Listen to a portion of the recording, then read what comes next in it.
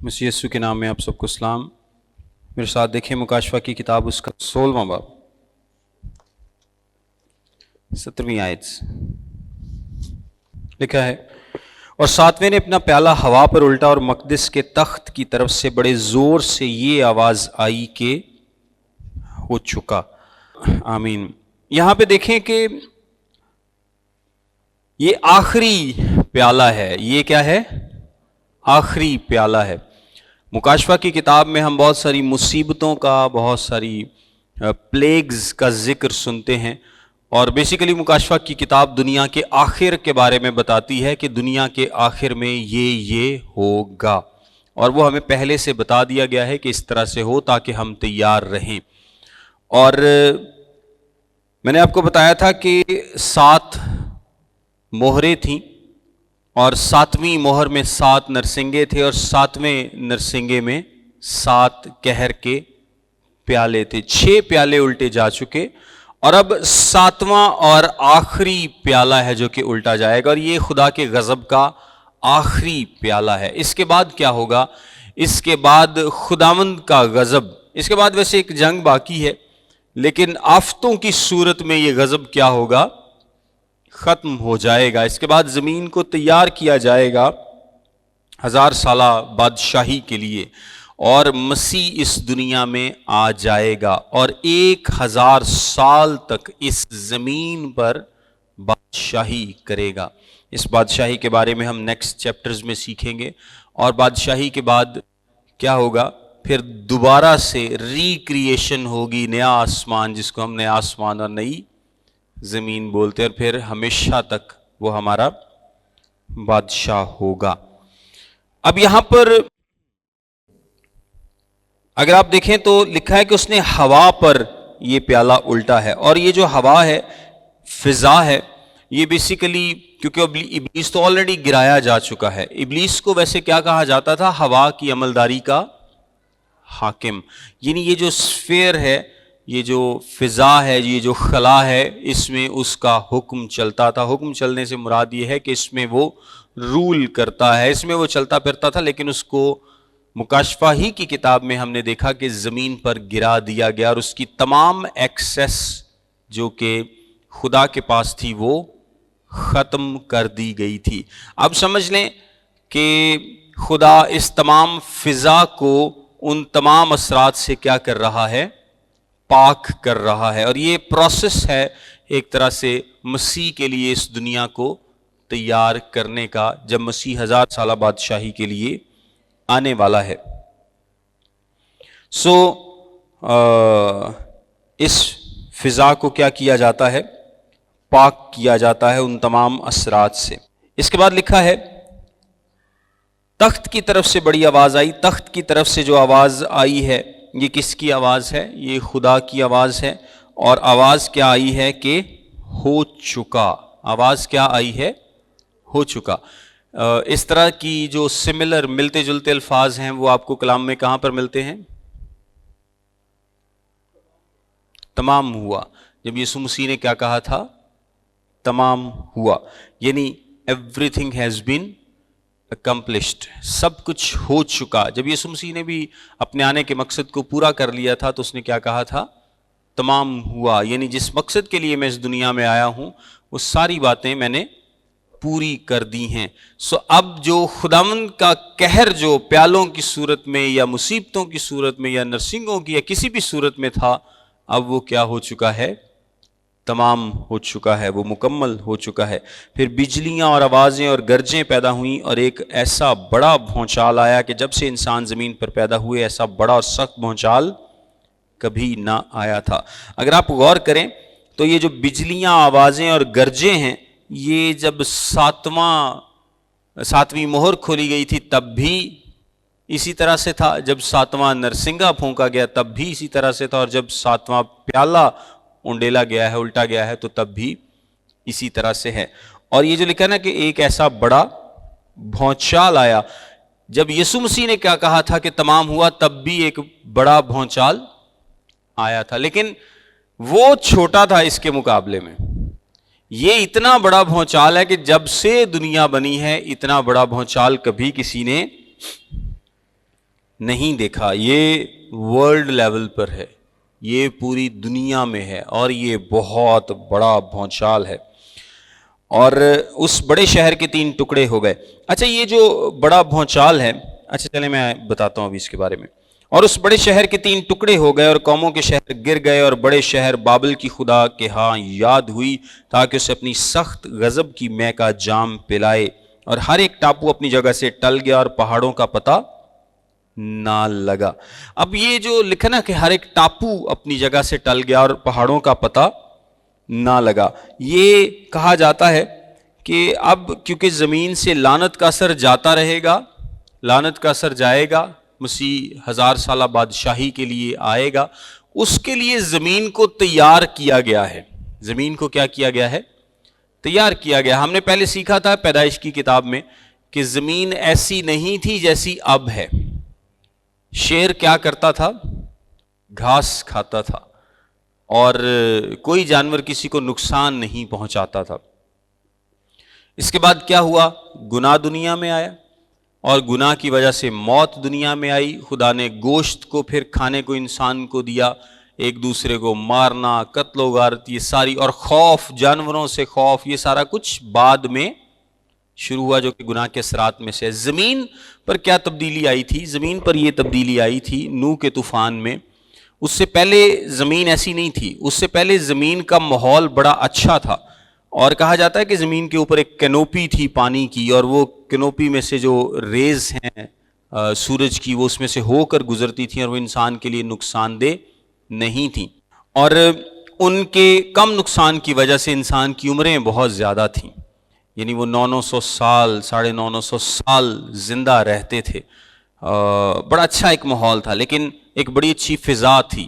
شدت نہیں تھی موسم میں, جس طرح ہے نا بہت ٹھنڈا بہت گرم موسم, اس طرح کا موسم نہیں تھا. سو انسان کی عمریں بھی اس وجہ سے زیادہ تھیں. لیکن جب نوح کا طوفان آیا تو تمام پلیٹیں شلیٹیں جو بھی ہیں وہ ساری ہل گئیں, زمین کا بیلنس خراب ہوا, پہاڑ اوپر کو نکل آئے.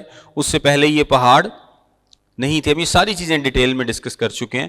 پہاڑ اوپر کو نکل آئے, وادیاں بن گئیں, زمین کانٹیننٹس میں تبدیل ہو گئی. یہ اتنی بڑی تبدیلیاں آئیں کہ نہ آج تک باغ عدن کا کسی کو پتہ چل سکا, نہ اس کا اندازہ لگا سکا, کیونکہ زمین کی ساخت ہی مکمل طور پر تبدیل ہو گئی, پہاڑوں کی وجہ سے, وادیوں کی وجہ سے, سمندروں اور کانٹیننٹس کی وجہ سے.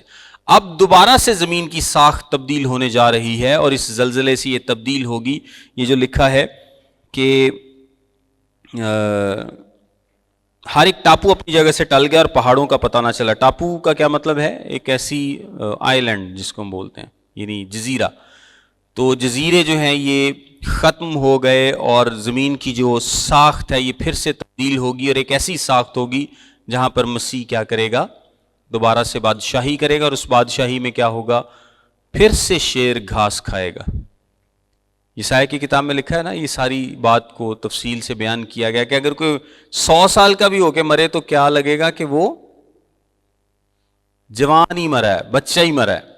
تو یہ بھی کچھ زیادہ ایج کنسیڈر نہیں کی جائے گی. ہم ڈیٹیل میں اس پر بات کریں گے جب ہم اس کے ٹاپک پہ آئیں گے. تو زمین کو اس طرح سے تبدیل کر دیا جائے گا. یہاں پر لکھا ہے اور اس بڑے شہر کے 3 ٹکڑے ہو گئے, اور قوموں کے شہر گر گئے, اور بڑے شہر بابل کی خدا کے ہاں یاد ہوئی. اب یہاں پر 2 انٹرپریٹیشنز ہیں جو کہ کی جاتی ہیں. ایک حوالہ دیکھیں میرے ساتھ. حجی نبی کی کتاب ہے, اس کا 2 باب اور اس کی 6 آیت میں لکھا ہے, کیونکہ رب الافواج یوں فرماتا ہے کہ میں تھوڑی دیر میں پھر ایک بار آسمان و زمین اور بحر و بر کو ہلا دوں گا. آسمان و زمین اور بحر و بر کو ہلا دوں گا. ایک بار پھر, یعنی ایک دفعہ پہلے ہلایا ہے اور ایک دفعہ پھر سے اس کو ہلا دوں گا. حجی 2 باب اور اس کی 6 آیت. اور پہلے کب ہلایا تھا؟ جب نوح کا طوفان آیا تھا. ایک اور حوالہ دیکھیں, یسایہ کی کتاب اس کا 24واں باب 17 سے 23 آیت لکھا ہے, اے زمین کے باشندے, خوف اور گڑھا اور دام تجھ پر مسلط ہیں, اور یوں ہوگا کہ جو خوفناک آواز سن کر بھاگے گڑھے میں گرے گا, اور جو گھڑے سے نکل آئے دام میں پھنسے گا, کیونکہ آسمان کی کھڑکیاں کھل گئیں اور زمین کی بنیادیں ہل رہی ہیں.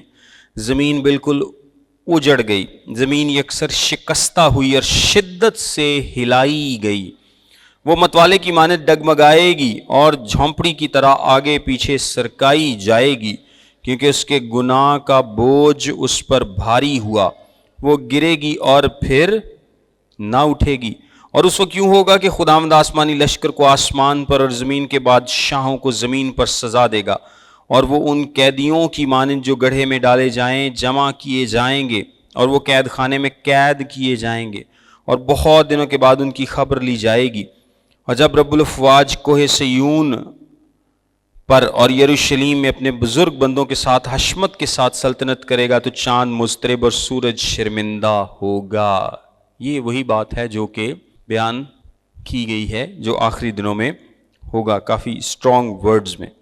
अच्छा, आगे यहाँ पे जो लिखा है, उस बड़े शहर के 3 टुकड़े हो गए। ये जो बड़ा शहर है, इससे 2 मतलब लिए जाते हैं। कुछ लोग, कुछ बाइबल के जो मुफस्सरीन हैं वो कहते हैं कि ये बाबल की बात की गई है, उसको बड़ा शहर, वैसे उसको भी बड़ा शहर कहा गया है। और कुछ मुफस्सरीन हैं जो कि इसको यरूशलेम कहते हैं, जो कहते हैं कि ये बाबल है। वो ये बताते हैं कि 3 टुकड़े होने से मुराद है कंप्लीट जजमेंट। 3 टुकड़ों से क्या मुराद है? Complete judgement. और जो इसको यरूशलेम बोलते हैं, और यरूशलेम के टुकड़े कैसे हुए, वो कहते हैं कि यरूशलेम के टुकड़े पॉजिटिव सेंस में हुए हैं। पॉजिटिव सेंस में कैसे टुकड़े हुए, इसके लिए मेरे साथ एक हवाला देखें, ज़करिया की किताब, उसका 14वां बाब, 4 आयत से। और उस रोज वो कोहे जैतून पर जो यरूशलेम के मशरिक में वाक़े है खड़ा होगा, और कोहे जैतून बीच से फट जाएगा, और उसके मशरिक से मगरिब तक एक बड़ी वादी हो जाएगी, क्योंकि आधा पहाड़ शिमाल को सिरक जाएगा और आधा जनूब को। आपको पता है कि जो टेम्पल माउंट है जिस पर हैकल है, उसके बिल्कुल सामने एक वादी है, और वादी के सामने बिल्कुल कोहे जैतून है। और कोहे जैतून की मशहूरी की वजह क्या है? आसमान पर उठाए गए थे। खुदा यीशु मसीह कोहे जैतून पर से आसमान पर उठाए गए थे, गलील से नहीं। गलील की एक पहाड़ी पर उन्होंने इरशाद आज़म दिया था, जब वो 500 लोगों को तकरीबन दिखाई दिए थे।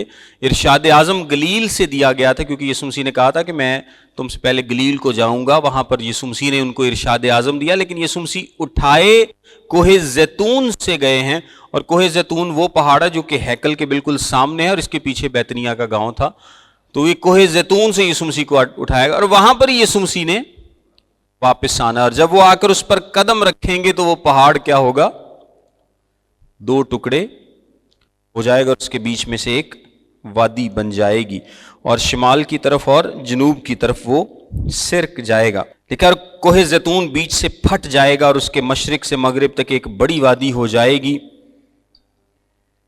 क्योंकि आधा पहाड़ शिमाल को सिरक जाएगा और आधा जनूब को। और तुम मेरे पहाड़ों की वादी से होकर भागोगे, क्योंकि पहाड़ों की वादी आजिल तक होगी। जिस तरह तुम शाह यहूदा उजिया के अयाम में जलजले से भागे थे, उसी तरह भागोगे, क्योंकि खुदावंद मेरा खुदा आएगा और सब कुदसी तेरे साथ।